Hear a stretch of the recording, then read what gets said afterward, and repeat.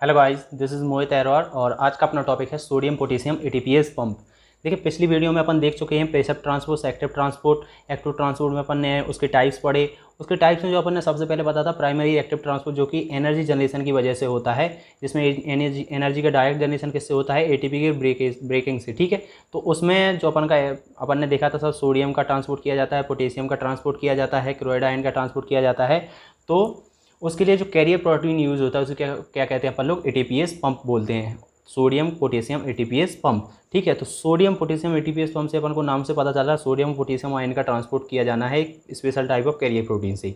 देखते हैं अपन, sodium and potassium transported across the cell by means of carrier protein called sodium potassium pump. तो sodium और potassium special type of carrier protein से transport होते हैं, जिसको क्या बोलते हैं अपन लोग, सोडियम पोटेशियम पंप। ठीक है, pump transport sodium from inside to outside and potassium from outside to inside. तो ये जो सोडियम पोटेशियम पंप होता है वो क्या करता है, अपन के सोडियम आयंस को क्या इनसाइड से आउटसाइड ले जाता है और पोटेशियम आयन को आउटसाइड से इनसाइड लाता है। तो ये करके क्या करवाता है, रेस्टिंग मेम्ब्रेन पोटेंशियल को डेवलप करता है। हर एक मेम्ब्रेन में अपना क्या होता है, एक रेस्टिंग मेम्ब्रेन पोटेंशियल होता है, जिसमें क्या बाहर की साइड पॉजिटिविटी और अंदर की साइड क्या होती है, नेगेटिविटी मेंटेन रहती है।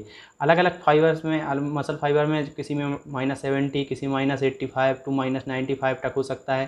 तो ये अलग अलग मसल फाइबर रहते हैं, उनमें अलग अलग क्या रहता है, रेस्टिंग मेम्ब्रेन पोटेंशियल। तो ये किसकी वजह से डेवलप होता है, सोडियम पोटेशियम पंप, क्योंकि ये कंसंट्रेशन को मेंटेन करता है अक्रॉस द सेल मेम्ब्रेन। ठीक है, जैसे रेस्टिंग मेम्ब्रेन पोटेंशियल में जब अपन को स्टिमुलस देते हैं तो अपन का क्या डेवलप होता है, एक्शन पोटेंशियल, जो कि अपन आगे पढ़ेंगे। ठीक है, अब देखते हैं अपन सोडियम पोटेशियम पंप की स्ट्रक्चर के कैसे काय का बना हुआ होता है।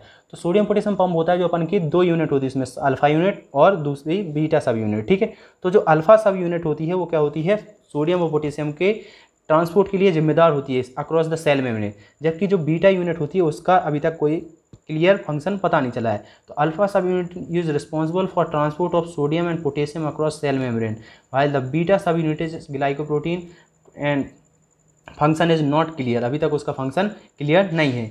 अब इसमें होता क्या है, किस तरह से ये काम करता है, तो उसके अपन मैकेनिज्म देखते हैं, कितने पोटेशियम आयन को कितने सोडियम आयन को ये ट्रांसफर करता है।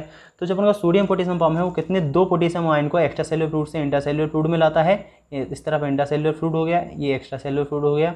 ठीक है, तो दो पोटेशियम आयन को एक्स्ट्रा सेलुलर फ्लूइड से इंट्रासेलुलर फ्लूइड में लाता है, जबकि तीन सोडियम आयन को कहाँ से, इंट्रासेलुलर फ्लूइड से एक्स्ट्रा सेलुलर फ्लूइड में ले जाता है। तो किस तरह से ये चेंजेस होते हैं sequentially. 3 sodium ion from the cell get attached to receptor site of carrier protein and 2 potassium outside the cell bind to the receptor site in carrier protein। तो ये अपनी अपनी रेस्पेक्टिव साइट पे जुड़ जाते हैं, किसकी, कैरियर प्रोटीन की। ठीक है, 3 सोडियम आयन और 2 पोटेशियम आयन। अब क्या होता है, activation of ATPase cause breaking of ATP into ADP, जिसकी वजह से क्या होता है, एनर्जी का जनरेशन होता है। तो जो एटीपीएस अपन का जो एंजाइम है उसकी वजह से क्या होता है, एटीपी एडीपी में कन्वर्ट हो जाती है, इसकी वजह से एनर्जी जनरेट होगी। एनर्जी की वजह से क्या होते हैं, conformational changes in carrier protein. तो कैरियर प्रोटीन में कन्फर्मेशनल चेंजेस होंगे। इन कन्फर्मेशनल चेंजेस की वजह से क्या होता है, both side of attach facing opposite direction. तो दोनों साइड जो उसकी फेस कर, मतलब एक तरफ सोडियम अटैच हो जाएगा, एक तरफ पोटेशियम। तो मान लो इस तरफ सोडियम अटैच हुआ, इस तरफ पोटेशियम अटैच हुआ, तो दोनों क्या अपोजिट डायरेक्शन फेस करने लगते हैं। ठीक है, क्यों, क्योंकि कन्फर्मेशनल चेंजेस हो रहे हैं एनर्जी की वजह से।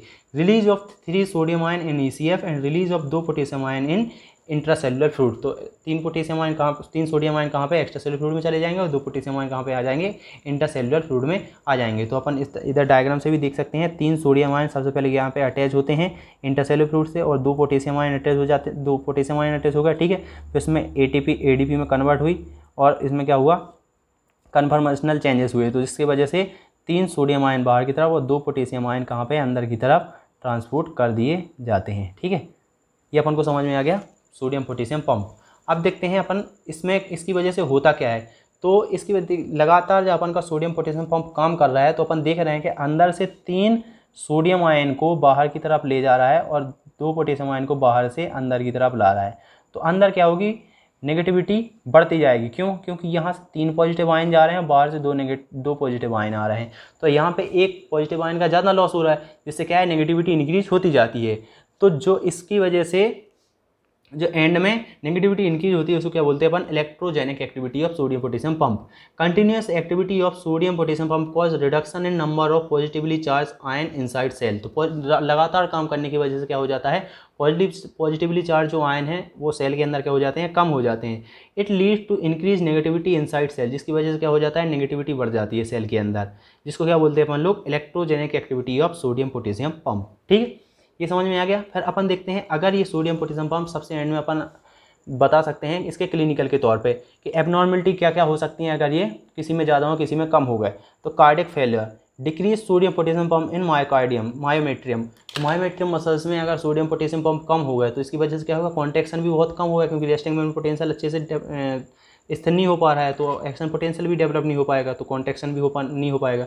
इसकी वजह से क्या होगा, कार्डियक फेलियर, तो अपना जो हार्ट है वो प्रॉपर किसी ऑर्गन को ब्लड नहीं दे पाएगा। ठीक है, हाइपरटेंशन में क्या हो सकता है, इसमें क्या इंक्रीज सोडियम पोटेशियम पंप, इसकी वजह से मायोमेट्रियम बहुत पावरफुल कॉन्ट्रैक्ट करेंगे, क्योंकि बहुत ज़्यादा एक्शन पोटेंशियल डेवलप होगा, बहुत ज़्यादा रेस्टिंग पोटेंशियल की वजह से। ठीक है, तो इससे क्या हो सकता है, हाइपरटेंशन हो सकता है। ठीक है, तो ये अपन क्लिनिकल के तौर पर लिख सकते हैं।